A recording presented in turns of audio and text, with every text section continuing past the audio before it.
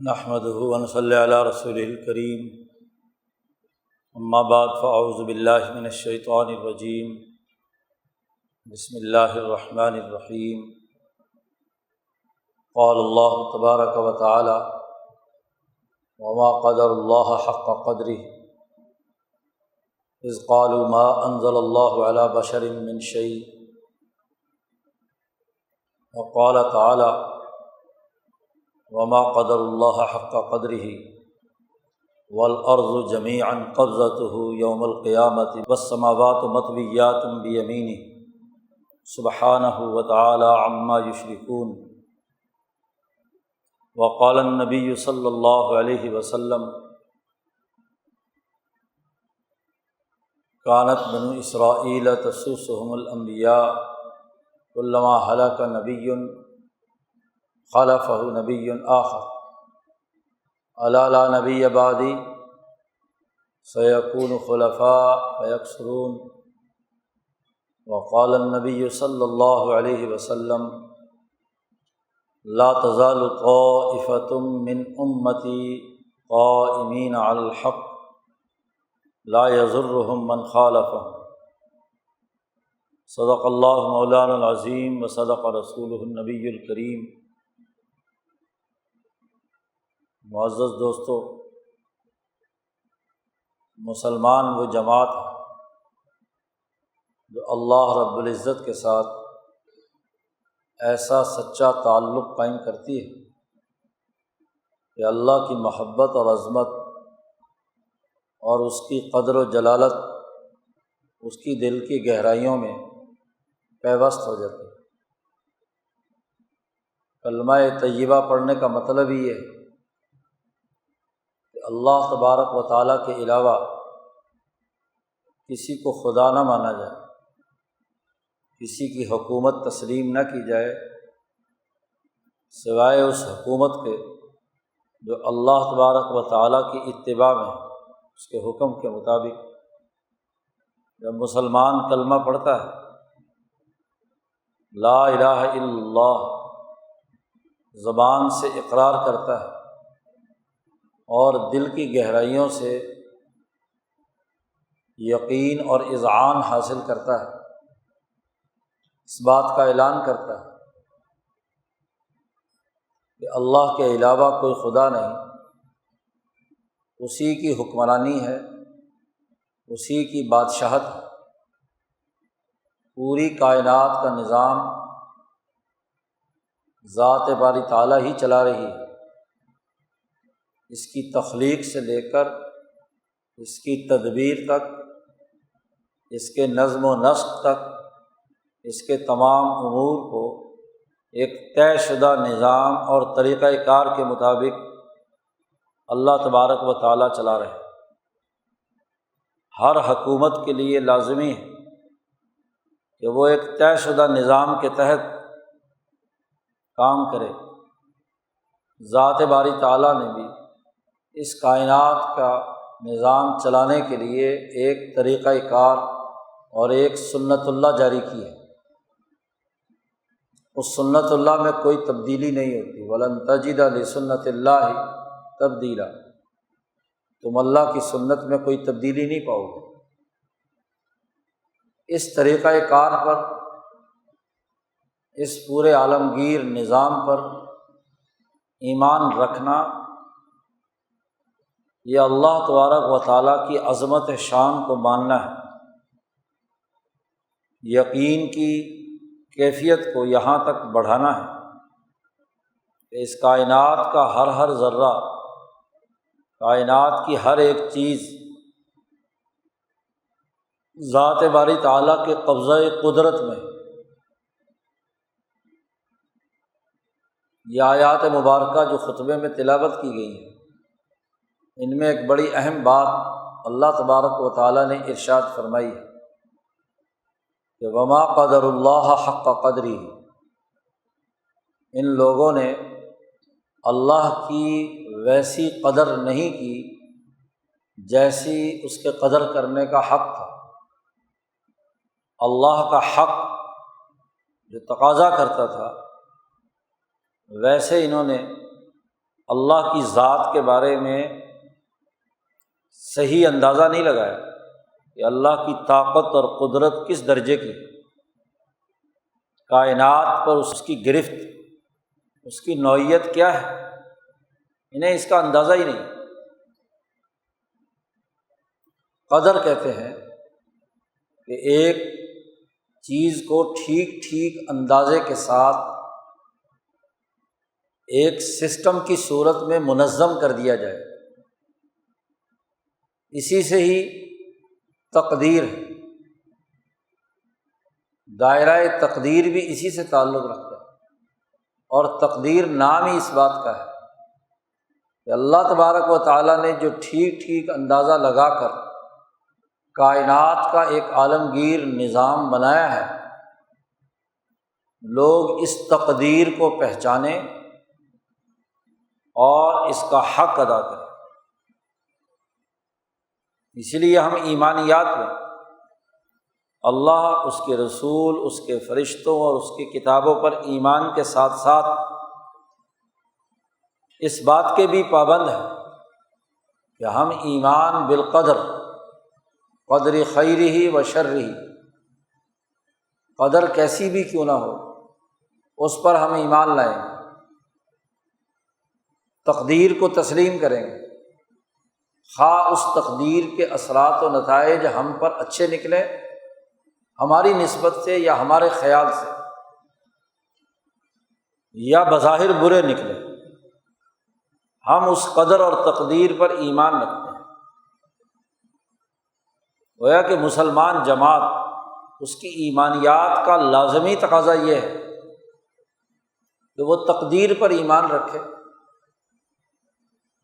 اللہ کے حق کو صحیح طریقے سے پہچانے۔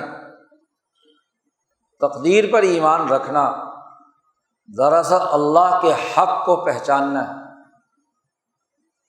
اللہ کی قدر کرنا ہے، اللہ کی ذات کے بارے میں صحیح اندازہ لگانا ہے، صحیح رائے قائم کرنا ہے۔ تو اللہ پاک فرماتے ہیں کہ ان لوگوں نے قدر نہیں کی اللہ کی، کوئی اندازہ نہیں لگایا اللہ کے بارے میں جیسا لگانے کا حق تھا۔ ما قدر اللہ حق قدری۔ اور اگلی آیت میں فرمایا کہ اللہ کی طاقت، قوت، قدرت اور حکمرانی کا معاملہ ایسا ہے کہ قیامت کے دن والارض جمیعا قبضتہ یوم القیامت، زمین اللہ کی مٹھی میں ہوگی قیامت کے دن، اور والسماوات مطویات بیمینہ، اور تمام آسمان اس کی دائیں ہاتھ میں ہوں گے، بیمینہ، پوری زمین اس کی مٹھی میں ہوگی اور آسمان اس کے دائیں ہاتھ میں ہوں گے اور لپٹے ہوئے ہوں گے، جیسے کپڑا لپیٹا جاتا ہے۔ والسماوات مطویات بیمینہ،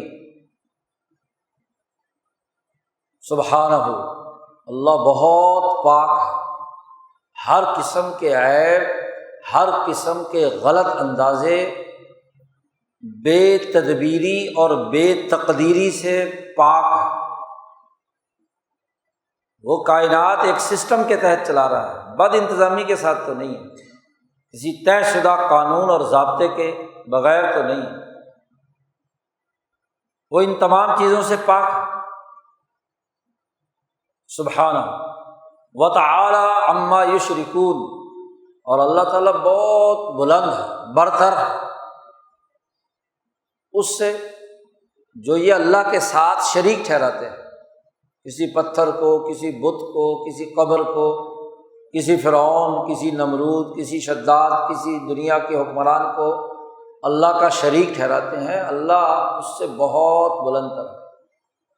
دنیا کے فرعون، اس کی حکومت کا ایک دائرہ ہو سکتا ہے، اس کے جبر اور ظلم کا، اس کا انسانوں پر گرفت اور سسٹم کے ذریعے سے کنٹرول کرنے کا ایک ممکنہ دائرہ ہو سکتا ہے، بھلا یہ دنیا کے حکمران، یہ دنیا کی بادشاہتیں، یہ اللہ کی طاقت، قوت اور اس کے سسٹم پر گرفت کے حوالے سے کوئی حیثیت نہیں ہے۔ اللہ تبارک و تعالیٰ،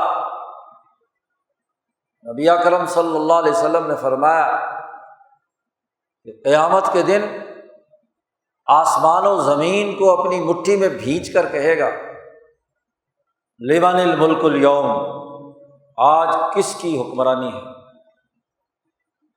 این الجبارون، کہاں جبر و ظلم کرنے والے حکمران ہیں جو دنیا پہ دندناتے پھرتے تھے؟ این ملوک الارض، زمین کے بادشاہ اور حکمران کہاں ہیں؟ بڑے بڑے اپنے آپ کو شہنشاہ کہتے تھے، زمین پر حکمرانی کے دعوے دار تھے، بڑے بڑے طاقتور لوگ تھے، رؤساء تھے، مالدار تھے، انسانی زندگیوں کے فیصلے کرتے تھے، بڑے بڑے طاقتور افسران تھے، کہاں ہیں؟ این ملوک الارض، این المتکبرون، کہاں ہیں تکبر کرنے والے؟ یہ سوال پوچھے گا اور پھر اعلان کرے گا میرے علاوہ آج کس کی بادشاہت ہے؟ بادشاہت اور حکمرانی تو صرف میری ہے۔ حضور اقدس صلی اللہ علیہ وسلم نے یہ منظرنامہ کھینچ کر بتلایا کہ کائنات پر گرفت ذات باری تعالیٰ کی، اور وہ گرفت ایک سسٹم کے تحت۔ اس آیت کے نازل ہونے کے بعد ایک یہودی بڑا عالم تھا، وہ حضور صلی اللہ علیہ وسلم کے پاس آیا اور آپ صلی اللہ علیہ وسلم سے سوال کیا کہ کیا آپ کی کتاب میں یہ بات بھی لکھی ہوئی ہے کہ اللہ تبارک و تعالیٰ کی ایک انگلی پر آسمان ہے، دوسری انگلی پر ساری زمینیں ہیں، تیسری انگلی پر پانی ہے، اور چوتھی انگلی پر تمام درخت اور نباتات ہیں، اور چوتھی انگلی پر تمام باقی مخلوقات اور حیوانات اور انسان ہیں،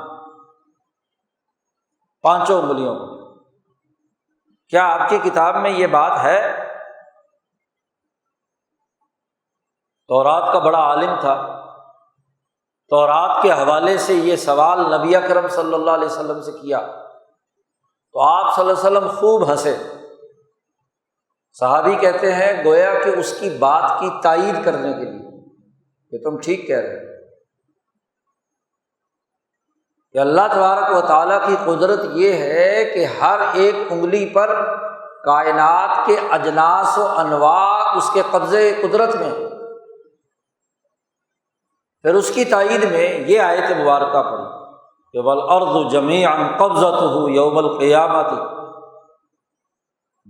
قیامت کے دن پوری زمین اس کے قبضے میں ہوگی، اس کی مٹھی میں ہوگی۔ تو قرآن نے مٹھی کا تذکرہ کیا ہے۔ آج اگر ساری کائنات کی مختلف چیزیں اللہ کی پانچوں انگلیوں میں ہیں تو بس یہ مٹھی لپیٹنی ہے نا، تو ساری کائنات لپیٹ دی جائے گی۔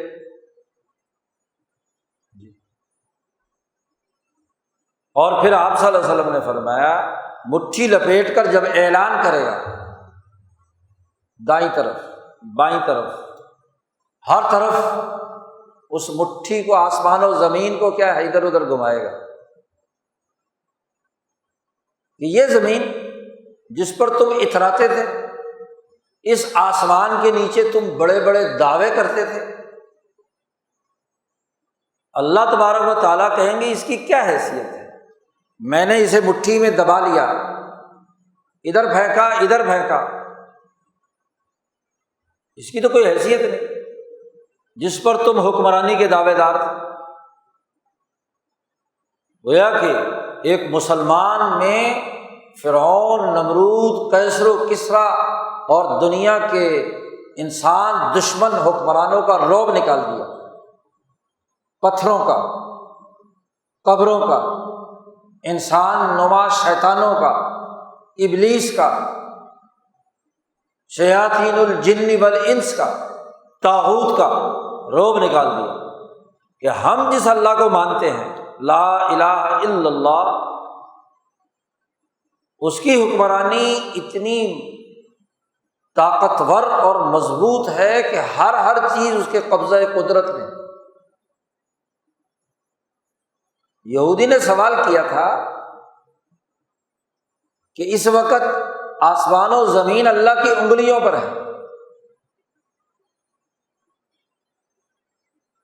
اسی پر نبی اکرم صلی اللہ علیہ وسلم نے اس کی تائید کی۔ قیامت کے دن تو صرف انگلیاں لپیٹنی ہیں، سب کچھ اکٹھا کر لیا جائے، یعنی کائنات کا کل نظام جس کو عام آدمی جانتا ہے، آسمان دیکھتا ہے، زمین دیکھتا ہے، درخت دیکھتا ہے، پانی دیکھتا ہے، حیوانات دیکھتا ہے، ان تمام کو بیان کیا 5 انگلیوں پر، اللہ کی صفات، طاقت اور قوت اور قدرت پر۔ اور قیامت کے دن اللہ نے کہا ہے کہ این ملوک الارض، زمین کے حکمران کہاں ہیں؟ گویا کہ اپنی حکمرانی کا اعلان کیا ہے کہ آج بھی دنیا پر حکمرانی میری ہے، مالک الملک ذو الجلال والاکرام ہے، بہت جلالت شان والا، بہت ہی معزز اور مکرم، اکرام، اس کی عظمت، اس کی جلالت کا مقابلہ کوئی نہیں کر سکتا، سب سے زیادہ برتر، بلند اور عزت والا ہے۔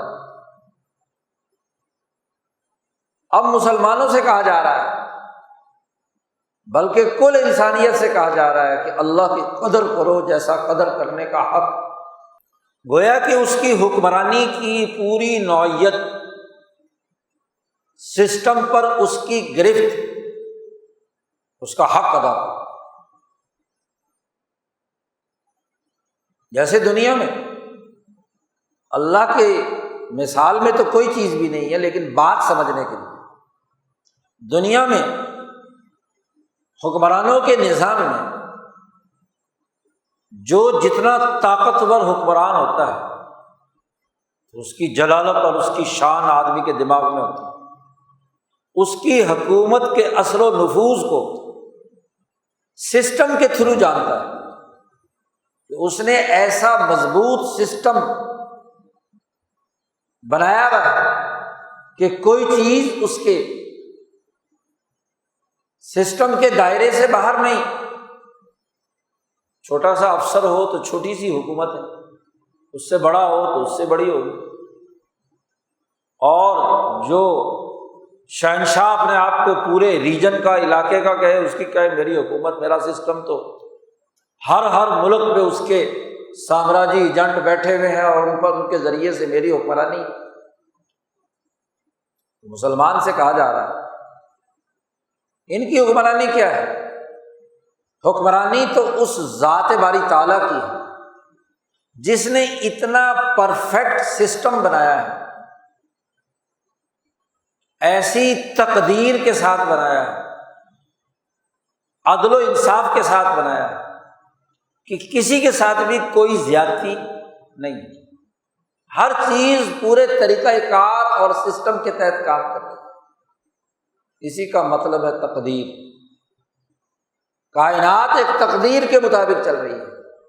اللہ کی قدر کرنے کا پہلا حق یہ ہے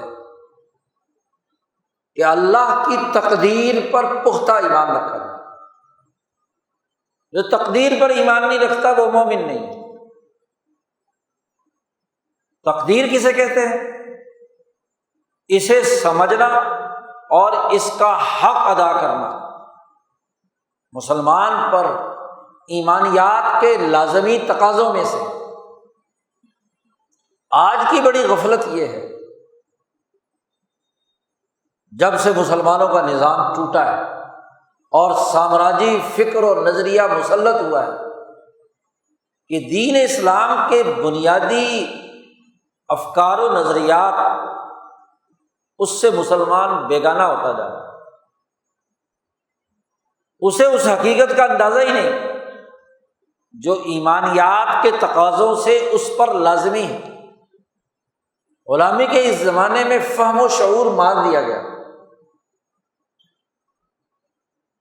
جاہل واعظوں، نالائق حکمرانوں، بد دیانت علم و دانش کے دعوے داروں نے شعور سلب کر لیا، حقیقت ذہنوں سے نکال دی گئی، سوچ اور فکر مسخ کر دیا گیا۔ یہی وجہ ہے کہ مسلمان اپنے فکر اور نظریے پر پختہ یقین کرنے، اس پر اعتماد رکھنے اور عقلی دلائل سے اسے سمجھانے میں عار محسوس کرتا ہے۔ خود ہی نہیں سمجھا تو دوسروں کو کیا سمجھائے گا؟ اسی لیے جب مسئلہ تقدیر سامنے آتا ہے تو بڑے بڑے پڑھے لکھے لوگ بھی معذرت خواہانہ رویہ اپناتے ہیں، کیونکہ تقدیر کا کنسیپٹ ہی کلیئر نہیں ہے۔ خاص طور پر جو اپنے آپ کو لبرل، ترقی پسند، یورپ کے فلسفوں سے متاثر، طرح طرح کے لایعنی سوالات، ایک تو خود ساختہ تصور تقدیر کا بنا لیا، اور دوسرے پھر اس کو سمجھے بغیر، حقیقت جانے بغیر اس پر معذرت خواہانہ رویہ، یا تقدیر کا انکار، یا تقدیر کو اس انداز سے پیش کرنا کہ انسان اس تقدیر کے مقابلے میں مجبور محض ہے، اس نے تو کچھ کرنا کرانا ہی نہیں۔ جہالت کے نتیجے میں یہ بات پیدا ہو گئی کہ تقدیر کا مطلب یہ ہے کہ اللہ نے مقدر میں جو کچھ لکھ دیا بس لکھ دیا، اب جو بھی کچھ ہونا ہے اللہ کے حکم سے ہی ہونا ہے، ہمیں کچھ نہیں کرنا، نہ محنت، نہ جد و جہد، نہ کسب، نہ کام کاج، نہ کچھ۔ جب ہم ایمان لے آئے کہ اللہ، اس کے فرشتوں، اس کی کتابوں، اس کے رسولوں، اور من قدر خیرہ و شرہ من اللہ تعالی، تو تقدیر کا مطلب یہ ہے کہ ہم نے تو ایک پھلی نہیں پھوڑنی، جو بھی کچھ کرنا ہے اللہ میاں نے کرنا ہے۔ اسی لیے گمراہ فرقے جبریہ اور قدریہ کے پیدا ہو گئے۔ وہ پرانے زمانے کے جبریہ اور قدریہ تھے۔ جبریہ وہ کہ اللہ کے جبر کے سسٹم میں ہم رہ رہے ہیں، بس جدھر اللہ میاں چاہے گا ہمیں لے جائے گا، ہم نے کیا کرنا۔ اور قدریہ نے کہا کہ تقدیر نام کی کوئی چیز نہیں، بندہ خود اپنے اعمال کی تقدیر خود بناتا ہے، خود کام کرتا ہے۔ یا ایک انتہا ہے یا دوسری انتہا ہے کہ خدا بندے سے خود پوچھے بتا تیری رضا کیا ہے، کہ بندہ ہی سب کچھ کرے گا، بندے کے ہی اعمال ہیں، انسان ہی سب کچھ کرتا ہے۔ نعوذ باللہ، اللہ تعالیٰ کچھ نہیں کرتا، اللہ تو پیدا کر کے فارغ ہو گیا، اس کے بعد کہا کہ جو مرضی کرو، تم نے کرنا جو کچھ کرنا ہے۔ ایک وہ انتہا ہے۔ ایک دوسری انتہا ہے کہ ہم مجبور محض ہیں، ہمیں کچھ کرنا نہیں۔ کچھ مذہب کے دیوانے تقدیر کا مطلب جبر سمجھتے ہیں۔ دونوں باتیں غلط ہیں۔ عجیب بات ہے، ادھر کے انتہا پسند ہو یا ادھر کے، دنیاوی سسٹم میں، دنیا کے جاری نظام میں وہ اس تقدیر کو عملاً مانتے ہیں۔ کوئی بھی شعبہ ہو، مولوی صاحبان بھی ہوں تو مدرسے میں، مدرسہ کسی نظام کے تحت چلتا ہے جی، اس کا طریقہ کار طے ہوتا ہے، ایک عمارت کا نام ہے، ایک انتظامیہ کا نام ہے، اس میں پڑھانے والے، پڑھنے والے استاد اور ان کی ورکنگ ریلیشن شپ، اس کا نصاب، اس کا نظام، ساری چیزیں ہیں نا، حتیٰ کہ کھانے پینے کا نظام، کہاں سے وسائل آئیں گے، کہاں خرچ ہوں گے ایک گھر میں،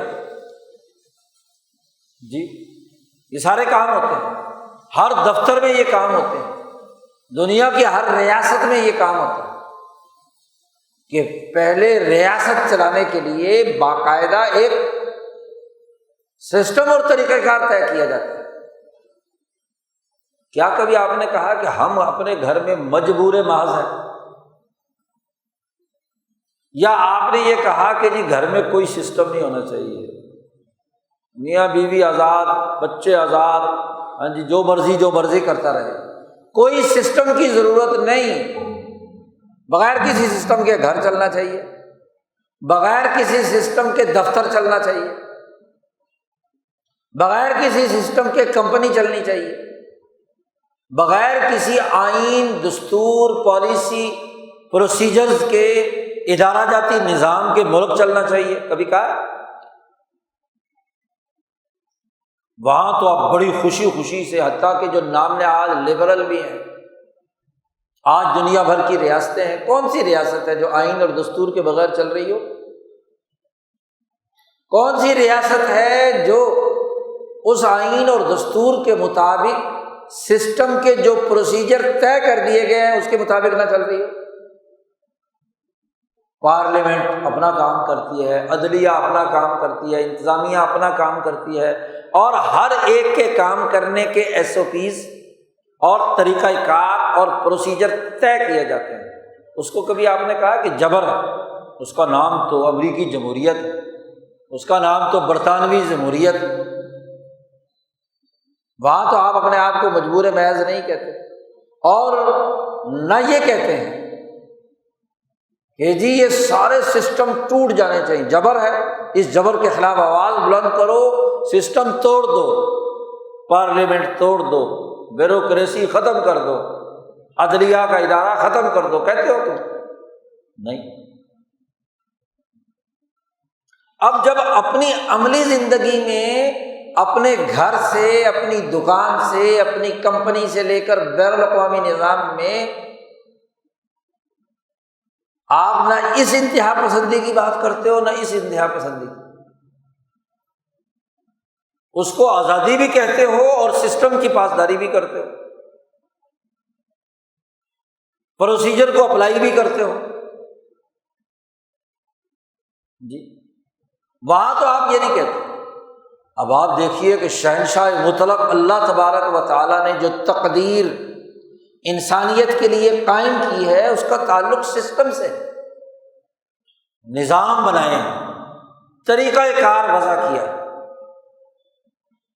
اب اس حدیث میں کہا گیا کہ 5 چیزیں اللہ کی انگلیوں پر ہیں،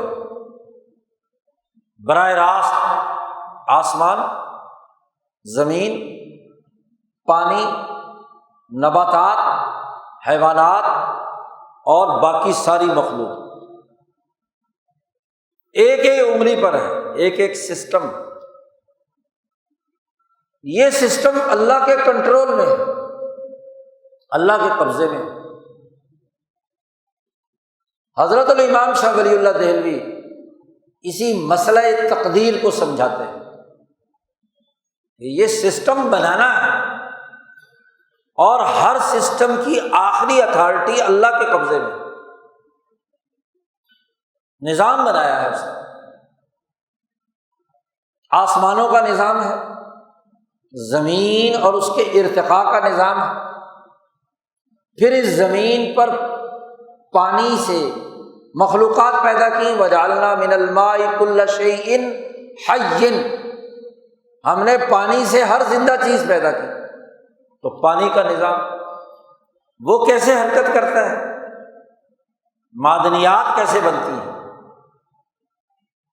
درخت کیسے اگتے ہیں، جانوروں کی پیدائش اور ارتقاء کا کیا نظام ہے،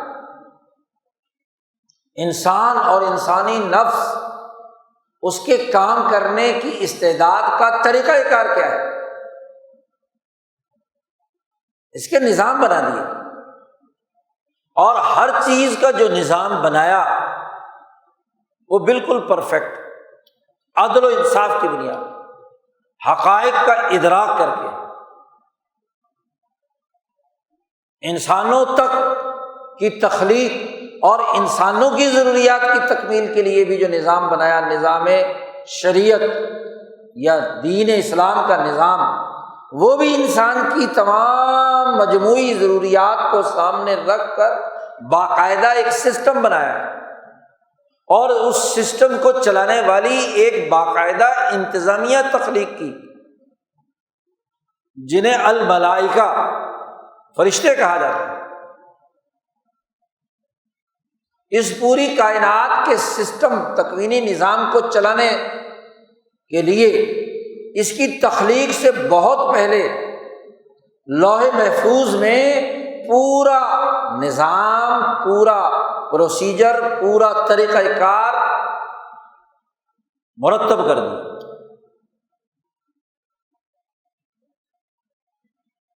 امام شاہ ولی اللہ فرماتے ہیں کہ اس کائنات پہ اللہ کی حکمرانی کے جتنے بھی افعال ہیں وہ 4 بنیادی اجناس میں بند ہیں۔ ان کو سمجھنے کے لیے 4 دائروں کو سمجھنا ضروری ہے۔ پہلی تو یہ کہ کائنات کا اللہ تبارک و تعالیٰ نے ایک میٹیریل تیار کیا، ابداع جسے کہتے ہیں۔ اللہ نے اس کے لیے سب سے پہلے وہ مادہ بنیادی طور پر تیار کیا جس سے یہ کائنات بننی تھی۔ اس لیے اللہ نے کہا بدیع السماوات والارض، آسمانوں اور زمینوں کو ابتداءً بغیر کسی مادے کے پردہ عدم سے پردہ وجود میں لانے والا، ابداع کا عمل۔ پھر جو پیدا شدہ مادہ ہے اس سے اللہ نے مخلوقات کا ایک طے شدہ نظام وضع کیا، کائنات پیدا کی، آسمان، زمین، عرش، فرش۔ اللہ پاک نے کہا خلق السماوات والارض، آسمان و زمین اور جو کچھ اس کے اندر ہے ان تمام کی تخلیق کی۔ ہر چیز کے اپنی خواص، تقاضے، کارکردگی، اثرات، نتائج جو بھی مرتب ہونے ہیں وہ دائرہ تخلیق سے متعلق۔ پہلا دائرہ ابداع تھا، اور شاہ صاحب فرماتے اس دائرہ ابداع میں 4 چیزیں سب سے پہلے، قلم، لوح محفوظ، العرش والماء،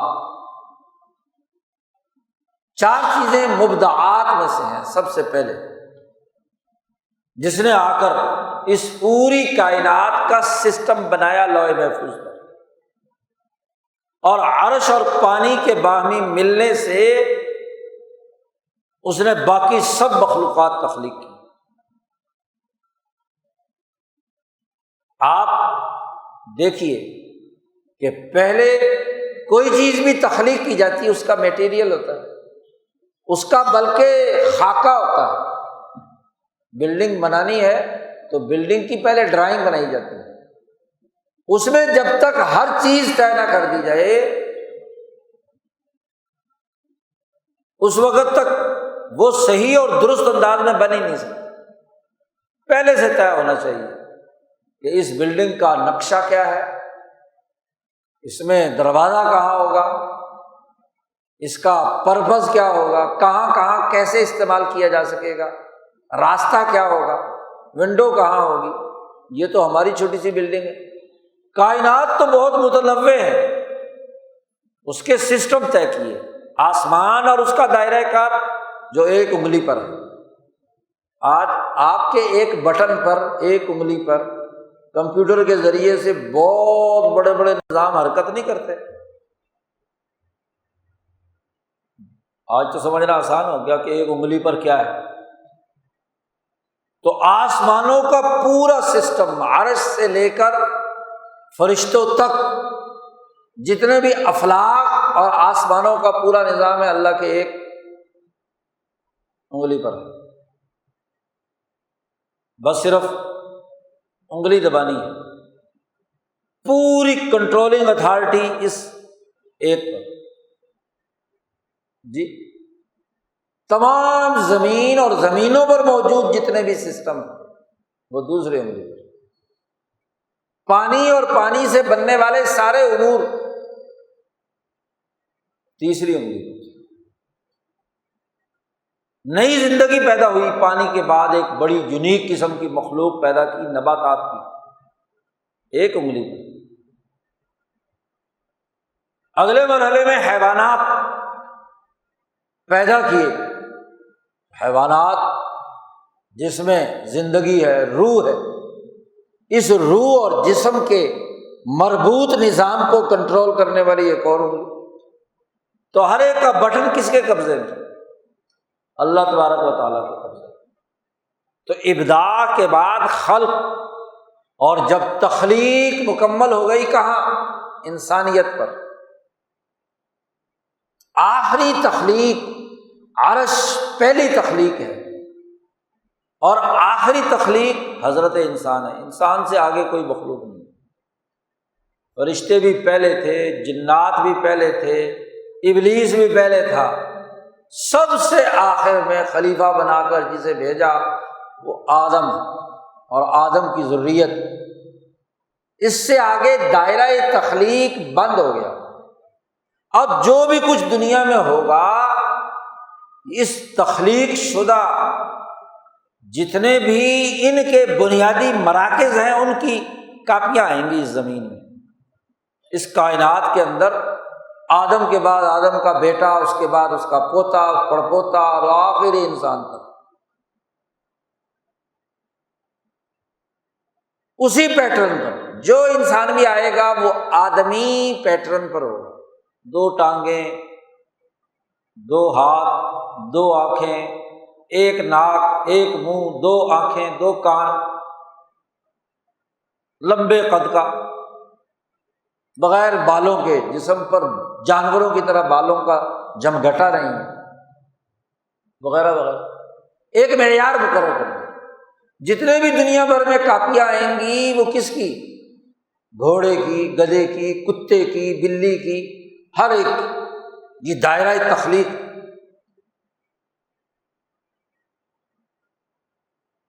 آگ، پانی، مٹی، ہوا، جو بھی جتنے عناصر ہیں، جو ایلیمنٹ بھی اس کرۂ ارض پر پیدا کر دیا گیا، اس کی ساخت، اس کی تاثیر، اس کی خاصیت، اس کے اثرات و نتائج، اور اس کے نشو و ارتقاء یعنی بننے کا عمل، اس کی کیمسٹری متعین کر دی۔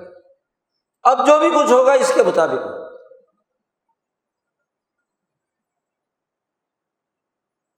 انسان اب کسی گدھے گھوڑے کی شکل میں نہیں آیا، کسی بندر کی شکل میں، کسی درخت کی صورت میں، انسان انسانی کی صورت میں آئے گا۔ یہ ہے تقدیر۔ گھوڑا گھوڑے کی صورت میں آئے گا۔ شاہ صاحب فرماتے تقدیر یہ ہے کہ ہر شے کے جو خواص، تاثیرات، ساخت اور اس کی نوعیت متعین کر دی گئی ہے وہ ہر چیز میں اسی طرح پائی جائے۔ آم کا درخت دنیا میں جہاں بھی ہوگا ایک ہی ساخت اور ایک ہی تاثیر کے مطابق ہوگا۔ کھجور، انگور، گھوڑا جہاں بھی ہوگا گھوڑے کے خواص کے مطابق ہوگا۔ یہ ہے تقدیر، پیٹرن ایک بنا دیا۔ گدھا، انسان، کتا، بلی، اور یہ حکم دے دیا گیا کہ دائرہ تخلیق میں کسی کو مداخلت کرنے کی اجازت نہیں۔ عارضی طور پر تو ان میں سے مخلوقات میں سے کوئی انسانیت کے لیے شر کی باعث ہو تو اس کو تو کیا ہے راستے سے ہٹایا جا سکتا ہے، لیکن پوری نسل، پوری امت ہی ختم کر دی جائے ایسا نہیں ہو سکتا۔ مدینے میں ایک دفعہ کتوں کی، اور وہ بھی بولے قسم کے کچھ کتے، اور کتوں کی محبت بہت ہو گئی تھی، تو آپ صلی اللہ علیہ وسلم نے حکم دیا کتوں کو قتل کرو، او قتل الکلاب، جہاں بھی کتا ملے مار دو۔ اب کتے جب مرنا شروع ہو گئے تو آپ صلی اللہ علیہ وسلم نے فرمایا کہ بھائی رک جاؤ، مت قتل کرو، صرف کالا کتا، اور وہ بھی وہ جو دیوانہ اور پاگل ہو اس کو تو قتل کر سکتے ہیں۔ کیوں؟ آپ نے فرمایا کہ یہ بھی امت من الامم ہے۔ دائرہ تخلیق میں، تقدیر میں جب اللہ نے اس کائنات کو بنایا تھا تو اس کے ایک حصے کے لیے کتے بھی رکھے، تو سرے سے ساری نسل ختم کر دینا۔ کیونکہ اگر رسول اللہ صلی اللہ علیہ وسلم کے زمانے میں مدینے سے کتے ختم کر دیتے تو جہاں جہاں میں مسلمان پہنچتے دنیا سے نسل کتے ختم ہو گئے تو پوری امت ختم ہو جانی تھی۔ آپ نے فرمایا کہ نبی کا کام یہ نہیں ہے کہ وہ دائرہ تخلیق میں مداخلت کر کے کسی مخلوق کو سرے سے فنا کی گھاٹ اتار دے، اس لیے بعض اگر صرف پاگل اور وہ بھی کالا کتا ہے تو اسے قتل کر، بولا ہو چکا، وہ انسانیت کے لیے نقصان دہ، ورنہ تو وہ امت من الامم۔ تو ہر چیز کو تخلیق دے کر ایک خاص خصوصیت دے دینا، یہ دائرہ تخلیق سے۔ اب آپ مثلاً اسی مثال کو آگے لے لو، آپ اس کتے کو کن مقاصد کے لیے استعمال کرتے ہیں؟ ایک ہے استعمال کا مقصد اور ہدف، تو یہاں سے اب آپ کا کسب شروع ہوگا۔ کتا چوروں ڈاکوؤں سے حفاظت کے لیے، بکریوں کی رکھوالی کے لیے، جی شکار کے لیے آپ نے سدھایا ہے، جسے کلب معلم، سکھایا سدھایا ہوا کتا کہتے ہیں۔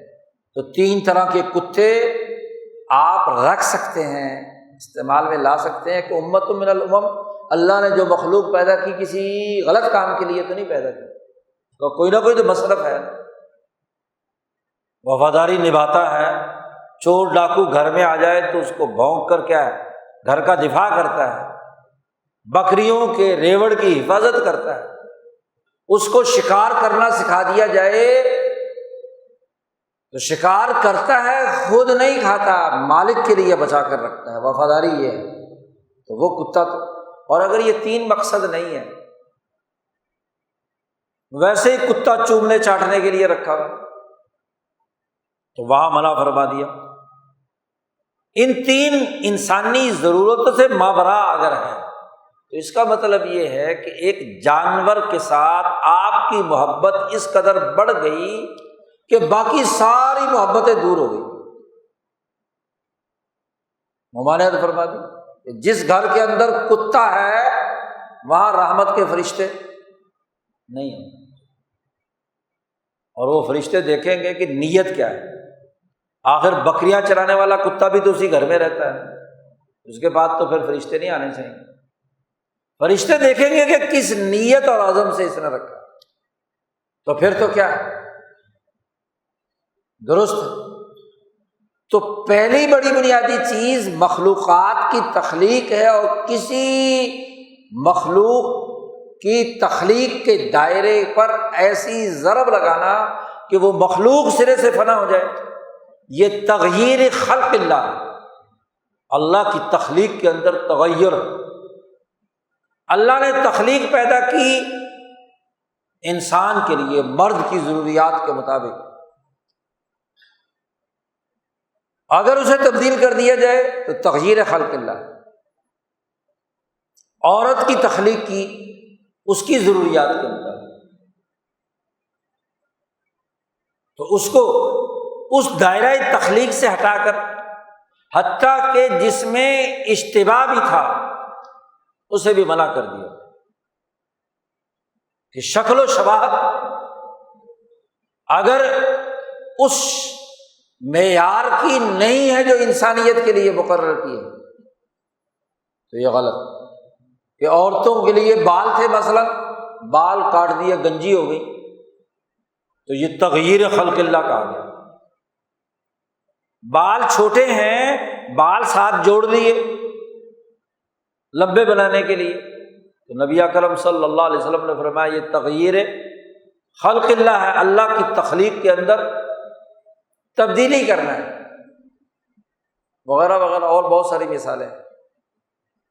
مرد کی داڑھی بنائی، اس کو کاٹنا یہ تغییر خلق اللہ نہیں ہے، یہ بھی دائرہ تخلیق سے چھیڑ چھاڑ ہے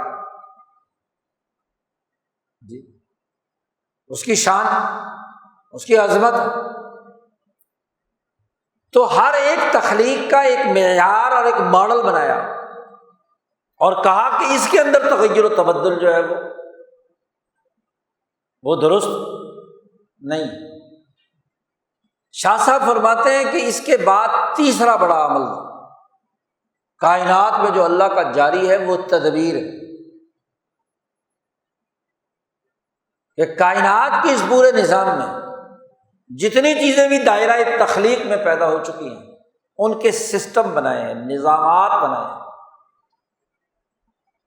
کتوں کا نظام، بلیوں کا نظام۔ ظاہر ہے کہ انہوں نے اس دنیا میں مسلسل آنا ہے تو آنے کے لیے ایک سسٹم ہوگا نا، کتا، بلی، جانور، انسان، حیوان، درخت، پتھر بنانے کے لیے ایک سسٹم چاہیے نا، ایک پروسیجر سے گزر کر کوئی ایلیمنٹ وجود میں آتا ہے، کوئی کیمیائی عمل مکمل ہوتا ہے، ایک درخت بیج سے اگ کر بڑا شاندار درخت بنتا ہے، ایک گدھا گھوڑا جو ہے اپنی ماں کے پیٹ میں پیدا ہوتا ہے، وغیرہ وغیرہ۔ انسان ہے، اس کے بننے کا ایک نظام۔ تو پوری تخلیقات کی تکمیل بغیر تدبیر کے نہیں ہو سکتی۔ اللہ پاک کہتے ہیں یدبر الامر، آسمان و زمین پیدا کیے، اللہ نے عرش پر استوا کیا اور پھر حکم جاری کیا، امور جاری کیے کہ مخلوقات، فلاں مخلوق ایسے بنے گی، فلاں مخلوق ایسے بنے گی، ایسے کام کرے گی۔ سسٹم بنانا امر۔ حکومت جب حکمرانی پر آتی ہے تو امور ہی طے کرتی ہے نا، کہ بھئی میرے دائرے میں جتنے انسان بستے ہیں ان کے امور کیسے چلائے جائیں گے، یہاں جو مخلوقات ہیں ان کے لیے کیا ہوگا، بیماریاں آئی ہیں تو بیماریوں کے علاج کے امور کیا ہوں گے، عورتوں، مردوں، جانوروں، سڑک پر چلنے، فیکٹری، کارخانے، تمام کے امور طے کیے جاتے ہیں نا، سسٹم بنائے جاتے ہیں۔ تو یدبر الامر، اللہ تبارک و تعالیٰ امور کی تدبیر کرتے ہیں، نظم و نسق بناتے ہیں۔ دائرہ تخلیق میں ہی ابلیس بھی پیدا ہو چکا، شیطان بھی پیدا ہو چکا، اس کی ساخت وہ بھی پیدا ہو چکی، آدم بھی پیدا ہو چکا، فرشتے بھی وجود میں آ چکے۔ اب تو سسٹم بنانے ہیں۔ شیطانوں کا نظام، جو وہ حدیث آتی ہے کہ سمندر میں تخت بچھا کر ابلیس بیٹھ جاتا ہے اور وہاں سے اپنے شتونگڑوں کو کیا بھیجتا ہے، اپنی کارکردگی کے لیے، جو کچھ ان کی فطرت میں ہے، جس چیز کی فطرت میں جو کچھ ہے اسے ایک سسٹم کے تحت سر انجام دینا، اس میں تو فی ذاتی کوئی خرابی نہیں۔ شاہ صاحب فرماتے ہیں کہ شر نظاموں کے ٹکراؤ سے ہوتا ہے، فی ذاتی تو اس میں کوئی، اب لوہے کا نظام ہے کہ اچھا لوہا، اس چاقو، چھری، تلوار اور اس ہتھوڑے کا ہوگا جو اپنا کام کرے، کاٹے، اس کا سسٹم کاٹنا ہے۔ اگر تلوار پلاسٹک کی ہو اور تلوار مارے اور وہ خود مڑ جائے اور آگے نتیجہ پیدا نہ کرے تو یہ لوہے کے نظام کی بات ہے۔ لوہے کا نظام بڑا خراب ہے، وہ ضرور کسی پاکستانی لوہار نے بنایا ہے، زنگ آلودہ کام ہی نہیں کرتی جی، کرپشن کا مارا ہوا، ادھر ادھر کی چیزیں، جعلی میٹیریل اس میں داخل کر دیا اور اصل لوہا کھا پی گئے۔ تو ظاہر ہے کہ اس کے اثرات نہیں ہیں۔ اب ایک نظام اس کا ہے تو اچھا لوہا، اچھا گھوڑا، اچھا گدھا، اچھا کتا، اچھا انسان وہ ہے جو اپنے سسٹم کے مطابق اعلیٰ ترین درجے کا کمال کا ہو۔ لیکن اگر یہی لوہا اور انسان ٹکرائیں، چھری جو ہے انسانی جسم سے ٹکرائے جی، تو انسانی نظام کے خلاف یہ شر ہے کہ اس نے انسان کا پیٹ پھاڑ دیا، انسان کو مار دیا۔ لیکن تلوار کے نقطۂ نظر سے دیکھا جائے تو کہیں گے تلوار بڑی کاٹدار تھی، اس نے کیا ہے جو بھی اس کے سامنے آیا، درخت آیا یا انسان آیا، کاٹ دیا اس نے۔ لیکن انسان کی نسبت سے کیا ہے یہ شر۔ تو سسٹموں کے آپس میں لڑنے کے اور تضاد کے نتیجے میں تو شر پیدا ہوتا ہے، ورنہ تو ہر چیز اپنی حقیقت میں کیا ہے خیر، اس کا اپنا ایک دائرہ کار ہے۔ تو شیطان نے شیطانی کرنی ہے، یہ اس کے وجود کا حصہ ہے۔ شیطان ہو اور شیطانی نہ کرے یہ نہیں ہو سکتا، انسان ہو اور انسانیت کی بات نہ کرے ایسا نہیں ہو سکتا۔ خرابی کہاں ہوتی ہے جب انسان پر شیطان مسلط ہو جائے، وہ بھی شیاطین الانس بن جائے تو خرابی وہاں سے شروع ہوتی ہے۔ اب تدبیر کے ذریعے سے سسٹم بنا کر ان تمام نظاموں کے درمیان مصلحت کلیہ کے تقاضوں میں ایک ایسا بیلنس قائم کیا کہ کوئی بھی سسٹم مکمل طور پر فنا کی گھاٹ نہ اترے۔ تو تقدیر کا تیسرا دائرہ تدبیر ہے، سسٹم بنانا ہے، اور چوتھا دائرہ یہ ہے کہ اس سسٹم کو چلانے کے لیے افراد، لوگ بہتر طور پر اس کو ترقی دینے کے لیے علم و رشد کی ضرورت ہے، علوم آنے چاہیے، کیونکہ علم کے بغیر استعمال نہیں، اور خاص طور پر انسان کی ضرورت ہے۔ جانور تک تو اپنے تکوینی نظام کے تحت کام کر رہے ہیں، جس کو دنیا میں خلیفہ بنا کر بھیجا ہے، حکمران بنا کر بھیجا ہے، جسے یہ تمام چیزیں مخلوقات اپنے لیے استعمال میں لانی ہے، جس کے لیے سورج مسخر، چاند مسخر، آسمان و زمین مسخر، فرشتے جس کو سجدہ کریں، جانور جو اس کی ضروریات کو پورا کریں، تمام درخت ان کو کیسے کام میں لائے، معدنیات کا استعمال کیسے کرے، کرۂ ارض پر سلیقہ بندی سے کیسے رہے، اس کے لیے علم کی ضرورت ہے۔ تو یہ علم اللہ تبارک و تعالیٰ نے انسانیت کے لیے انبیاء علیہ السلام پر نازل کیا، اور انبیاء پر دو طرح کے علوم نازل کیے، ایک وہ جو تمام انسانیت کے فائدے کا، جس علم سے تمام انسان فائدہ حاصل کرے۔ شاہ صاحب فرماتے ہیں کہ یہ جو تمام انسانیت کے فائدے کے لیے ہے، اس کے لیے لفظ استعمال کیا علم اور رشد۔ پہلے تو علم اور دوسرا رشد، اس علم کو انسانی بھلائی ہدایت کے نقطۂ نظر سے استعمال کرنے کا سلیقہ، مہارت، یہ رشد، رہنمائی۔ خالی علم نہیں، علم کا دروازہ کھولا انسانی عقلوں پر، دنیا بھر کے عقلاء کسی بھی شعبے کے، فزکس، کیمسٹری، آسمانی تمام کواکب و سیارات یا زمینی عناصر، ہر شعبے ان کے دماغوں پر جو اس دنیا میں استعمال کی تمام چیزیں ہیں، ان کے علوم، جس کو اصطلاح میں استعمال کیا گیا ہے تلقی من الغیب۔ شاہ اسماعیل شہید رحمۃ اللہ علیہ نے اس کے لیے لفظ استعمال کیا ہے غیب سے چیزوں کا حاصل کرنا۔ سائنسدانوں پر بھی چیزیں منکشف ہوتی ہیں، کشف، چاہے وہ عقل سے ہو، چاہے وہ نقل سے آئے علم، یا چاہے کسی کے دماغ پر منکشف ہو۔ جی، جیسے کشش ثقل کا قانون ایک سائنسدان کے دماغ پہ منکشف ہوا، سیب گرتے ہوئے دیکھا، اس نے کہا کہ اچھا کوئی نہ تو کشش ہے نا، منکشف ہوا ہے نا۔ آپ کسی عقلی طریقے سے ثابت کر سکتے ہیں، کیونکہ اس کے گھر میں سیب کا درخت تو بہت پہلے سے تھا، پتہ نہیں سینکڑوں دفعہ اس نے سیب گرتے ہوئے دیکھے،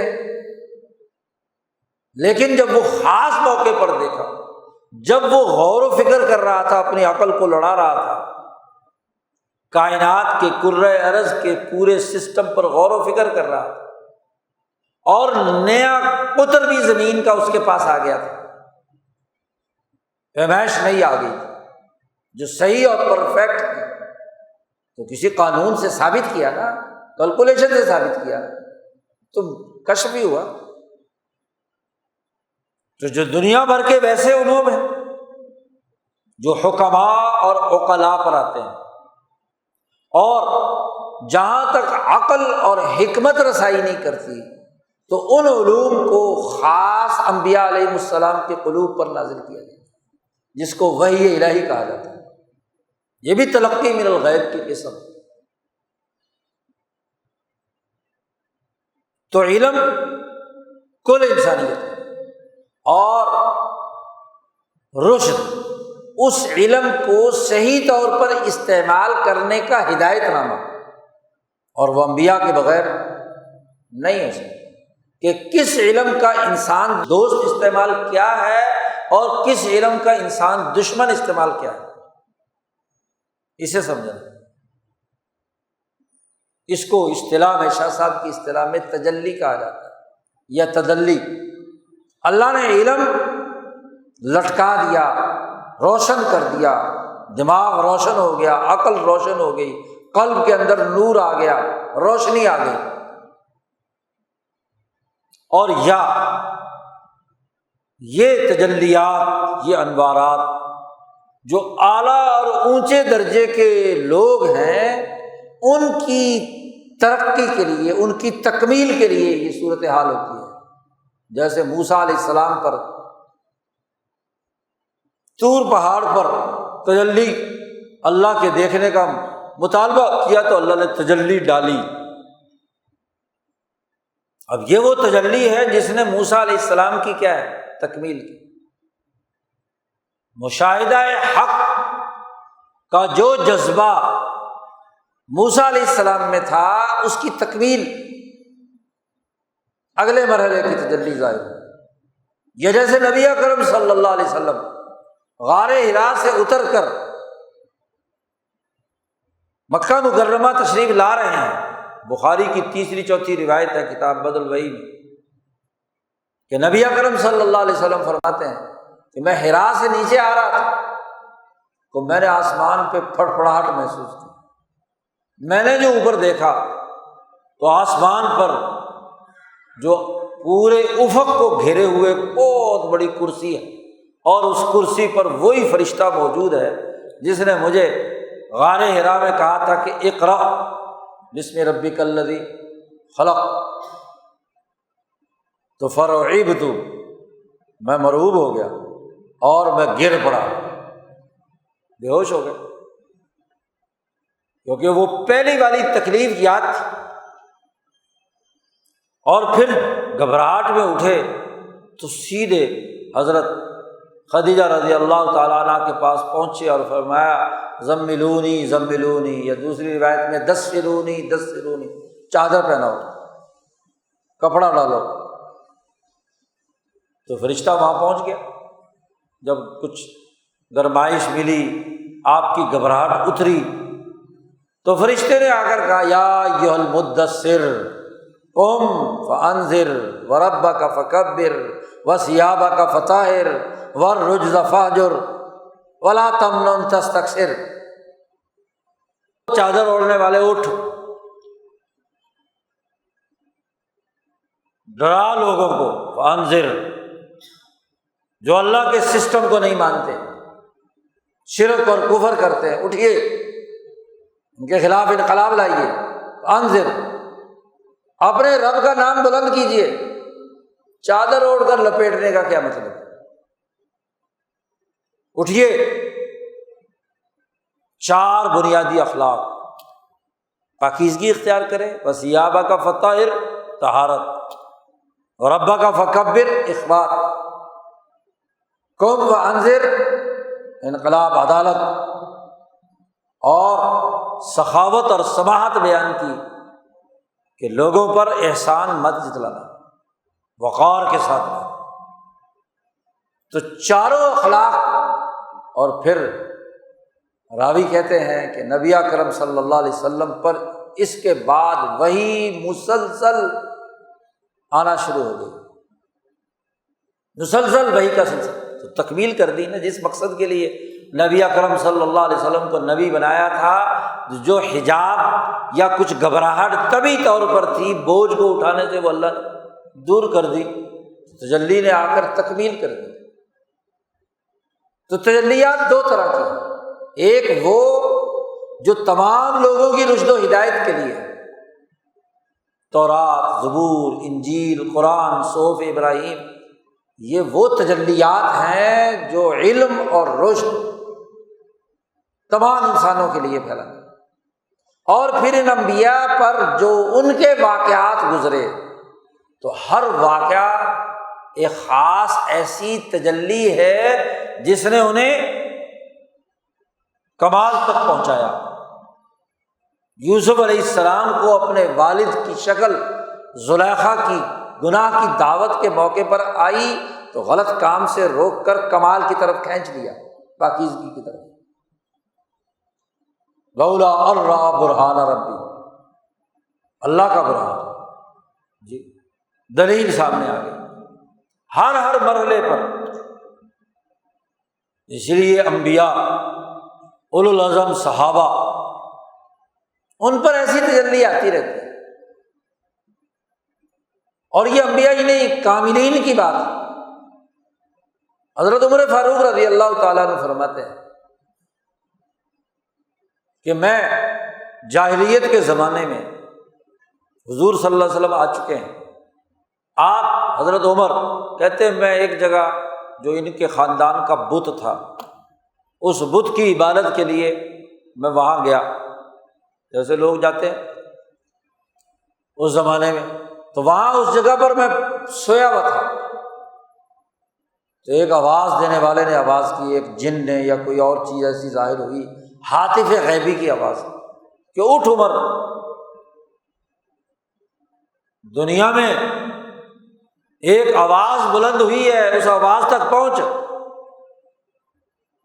بعد میں عمر فاروق فرماتے ہیں کہ مجھے حکم دیا جا رہا ہے کہ جاؤ نبی اکرم صلی اللہ علیہ وسلم۔ تو یہ تجلی ہے نا جو اس بت خانے میں آ کر عمر فاروق کو کھینچتی ہے، اعلان کرتی ہے کہ جاؤ رسول اللہ صلی اللہ علیہ وسلم۔ تو اولیاء کی، انبیاء کی، صحابہ کی تکمیل کرنے کی، جو ان کی شخصی تہذیب اور ترقی کے لیے ہوتی ہے، سالکین پر مختلف اپنی راہوں میں چلتے ہوئے مختلف مراحل پر آتی ہے، اس کی رہنمائی کرتی ہے، کسی کو خواب کے ذریعے سے، کسی کو جاگتے ہوئے، کسی کو کسی صورت میں۔ اس لیے کہا اولیاء اللہ کی تعریف میں کہ جب ان کے چہرے کو دیکھو تو اللہ یاد آئے۔ شاہ عبد القادر رائے پوری فرماتے ہیں کہ میں اپنے ایک عزیز کے علاج کے لیے مرزا قادیانی کے ہاں گیا، چونکہ حکیم نور الدین بھیروی ان کے علاقے کا تھا، تو سارا خاندانی طبیب تھا، اس نے وہاں بلا لیا قادیانی۔ وہاں قادیانی نے اپنے ڈورے ڈالنا شروع کر دیے، ہر گمراہ جماعت۔ تو حضرت پہلے رائے پور ہو کر، شاہ عبد الرحیم رائے پوری اس کی زیارت کر کے، اور حضرت نے ایک وظیفہ پڑھنے کے لیے دیا تھا، وہ وظیفہ کر رہے تھے۔ اب اس نے بڑے ڈورے ڈالے تو حضرت اس کا جواب دیتے رہے۔ اس شیطان نے ایک بات یہ کہی آخر میں کہ بھائی باقی جتنے بھی علماء ہیں ان کے پاس تو وہی نہیں آتی اور میرے پاس ٹیچی ٹیچی آتا ہے، چاہے انگریز کا ہی تھا، تو تم بتاؤ۔ تو حضرت فرماتے ہیں کہ یہاں مجھے یہ نہیں پتا تھا، ابھی تو میں نیا نیا فارغ ہوا تھا، کہ باقی جو علماء ہیں ان کے اوپر کیا آتا ہے۔ یہ تو کہتا ہے میرے پاس آتا ہے کچھ۔ تو فوراً شاہ عبد الرحیم صاحب رائے پوری کی صورت میرے سامنے آ گئی۔ میں نے کہا جس بزرگ کو میں دیکھ کر آیا ہوں وہ جھوٹا نہیں ہو سکتا، جس بزرگ کو میں نے دیکھا ہے وہ جھوٹا، یہ کہتا ہے میرے علاوہ سارے جھوٹے، تو وہ تو جھوٹا نہیں لگتا۔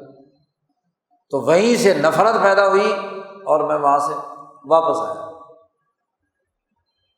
تو بات یہ ہے کہ تکمیل نفس کے لیے ایسی تجلیات اولیاء اللہ علماء ربانیین پر ظاہر ہوتی ہیں کہ جس مقصد کے لیے انہیں بنایا گیا ہے اس مقصد تک پہنچانے کے لیے۔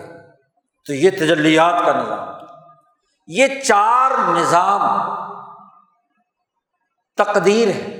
اس کے بعد انسان کو کہا گیا ہے کہ تمہارے لیے وہ کچھ ہے جو تم کماؤ گے۔ تلک امۃ قد خلت لہا ما کسبت ولکم ما کسبتم۔ تقدیر کا دائرہ ان 4 چیزوں پر ہے، اور خاص طور پر انبیاء علیہم السلام پر نازل ہونے والی تجلیات سے متعلق بھی۔ دوسری آیت جو میں نے خطبے میں تلاوت کی تھی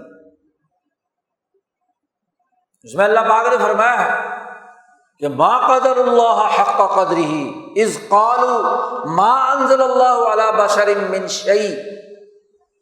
لوگوں نے اللہ کا حق ادا نہیں کیا، اس کی قدر نہیں کی، جب انہوں نے یہ بات کہی کہ اللہ نے کسی بندہ بشر پر کوئی قانون اور حکم نازل نہیں کیا۔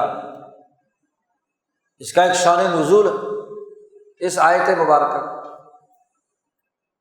یہ بھی ایک یہودی سے متعلق ہے، جیسے پہلے والی روایت جو ہے وہ آپ صلی اللہ علیہ وسلم نے پڑھی ایک یہودی کے سوال کے جواب میں، وہاں تو اس یہودی کی تائید کی، اس جو بات بیان کر رہا ہے کہ اللہ کی 5 انگلیوں پر ساری چیزیں اس کے کنٹرول میں ہیں۔ یہاں بھی ایک یہودی مالک ابن سعصع یا مالک ابن سیف اس کا نام ہے، مختلف نام مختلف روایات میں ہے، یا فنحاس کے نام سے ایک یہودی عالم تھا بنو قریظہ کا، وہ رسول اللہ صلی اللہ علیہ وسلم کے پاس آیا۔ آپ صلی اللہ علیہ وسلم نے اس کی ڈیل ڈول اور اس کے موٹاپے کو دیکھ کر ایک سوال کیا کہ میں تجھے اللہ کی قسم دے کر پوچھتا ہوں کہ کیا تمہاری تورات میں نہیں لکھا ہوا کہ اللہ تعالیٰ غضبناک ہوتا ہے اس عالم پر جو بہت موٹا ہو؟ اللہ کا غضب نازل ہوتا ہے اس پر جو حبر سمین، جو ایسا عالم ہو اپنے آپ کو علم دین کا نمائندہ کہے اور پھولا ہوا ہو، چربی چڑھی ہوئی ہو، تو وہ فوراً غصے میں آ گیا۔ ظاہر ہے کہ اس نے سمجھا کہ حضور صلی اللہ علیہ وسلم کیا ہے، میری طرف ہی اشارہ کر رہے ہیں، تو اس نے قسم اٹھا کر کہا کہ اللہ کی قسم، اللہ نے اس طرح کی کوئی بات تورات میں نازل نہیں کی، اللہ کی قسم، ما انزل اللہ علی بشر من شیء۔ وہ جو اس کے ساتھ دوسرے یہودی، بڑا مولوی وہ تھا تو اس کے ساتھ چھوٹے موٹے مولوی ساتھ تھے، وہ جو حبر تھے، حبر عالم کو کہتے ہیں، باقی علماء تھے، انہوں نے اس کو حیرانی سے کہا کہ بڑا افسوس ہے تجھ پہ کہ تو یہاں بیٹھ کر جھوٹ بول رہا ہے، حضور صلی اللہ علیہ وسلم تو تورات کی بات صحیح نقل کر رہے ہیں نا، اس لیے تو پوچھا کہ میں تجھے قسم دے کر پوچھتا ہوں کہ کیا تورات میں یہ نہیں لکھا ہوا کہ اللہ میاں جو ہے بڑے موٹے مولوی کو پتہ نہیں کرتا؟ اب جناب وہاں وہ مزید غصے میں آ گیا، اس نے کہا یہ میرے ساتھ جو تھے یہ بھی کیا ہے میرے خلاف بول رہے ہیں، میرے شاگرد۔ اس نے کہا اس سے آگے بڑھ کر کہ کسی بشر پر اللہ نے کوئی بات نازل نہیں کی، سرے سے تجلی الہی کا، نزول من اللہ کا، اللہ کے کلام کے نازل ہونے کا سرے سے انکار کر دیا، کیونکہ خود پھنستا تھا۔ اگر وہ یہ تسلیم کرے تو اس کا عمل تورات کی اس بات کے بالکل خلاف تھا۔ تو فوراً یہ آیات نازل ہوئیں اور فرمایا ما قدر اللہ حق قدرہ، ان بڑے بڑے علماء نے اللہ کا یہ حق ادا نہیں کیا، اللہ کو پہچانا ہی نہیں۔ گویا کہ یہ تجلیات کے نظام کو، سسٹم کو نہیں مان رہا، اور یہ کہتا ہے اذ قالوا ما انزل اللہ علی بشر من شیء۔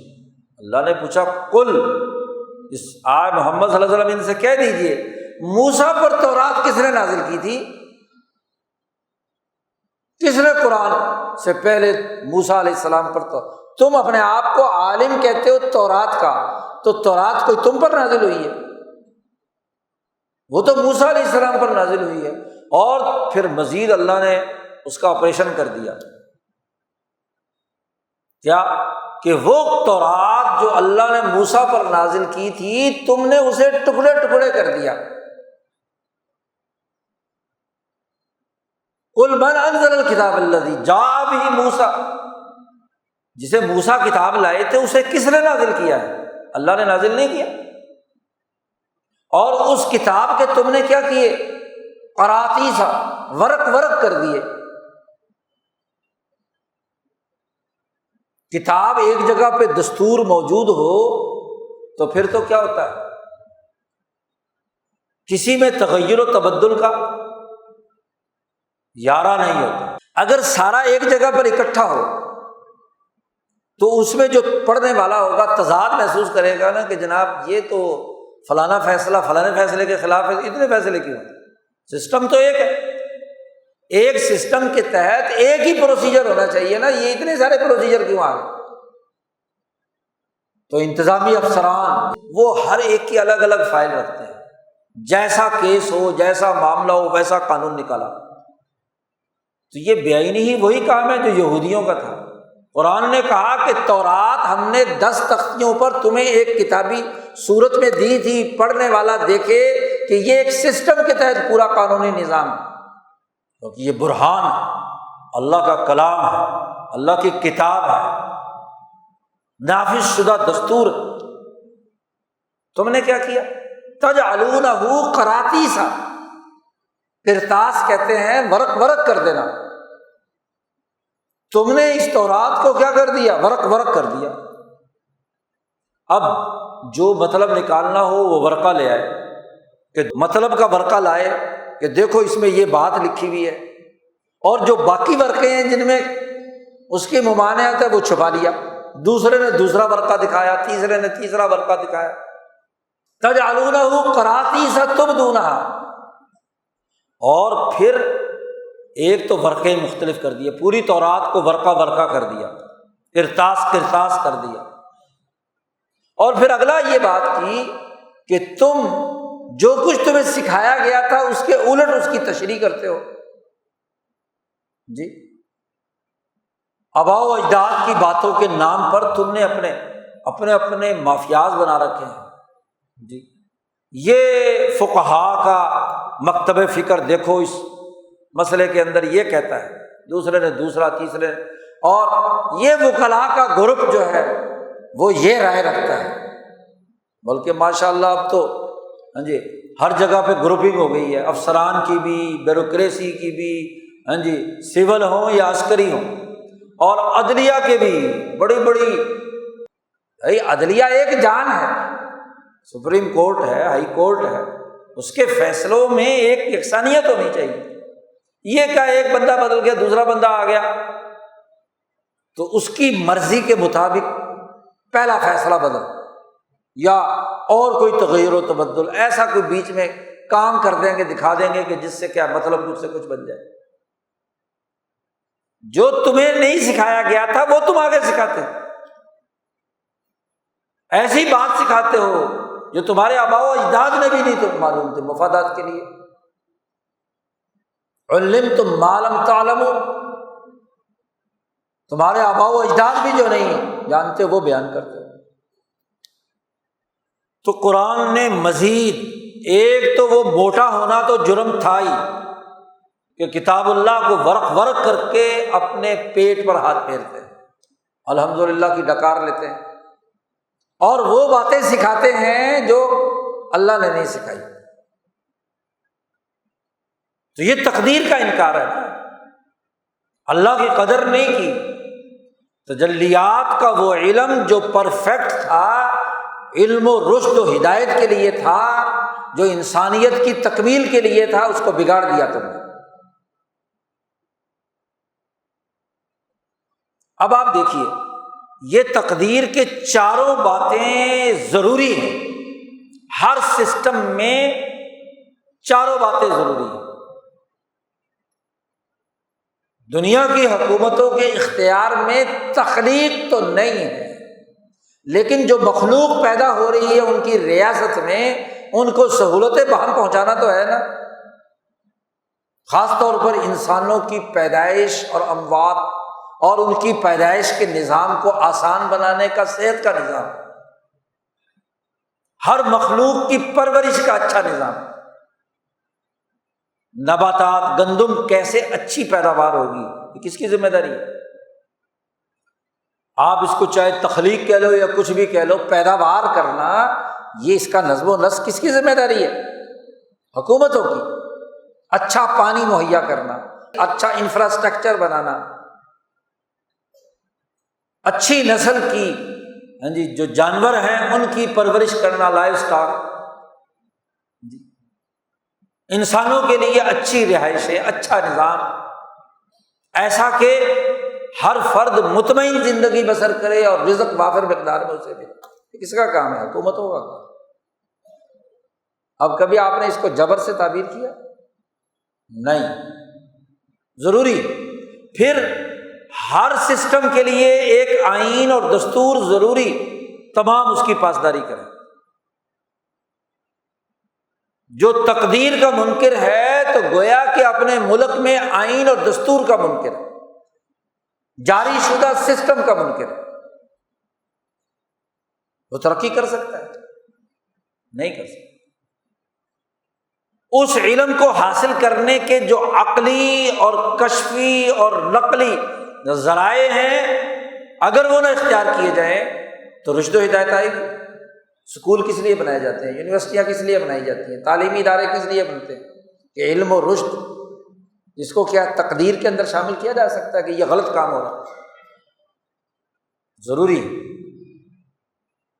اب یہ سارے کام ہونے کے بعد آپ کے ذمے ایک کام دیا گیا ہے کہ یہ جتنے سسٹم ہیں ان کو اللہ کی رضا اور انسانی مخلوق کی خدمت کے لیے کرنا ہے۔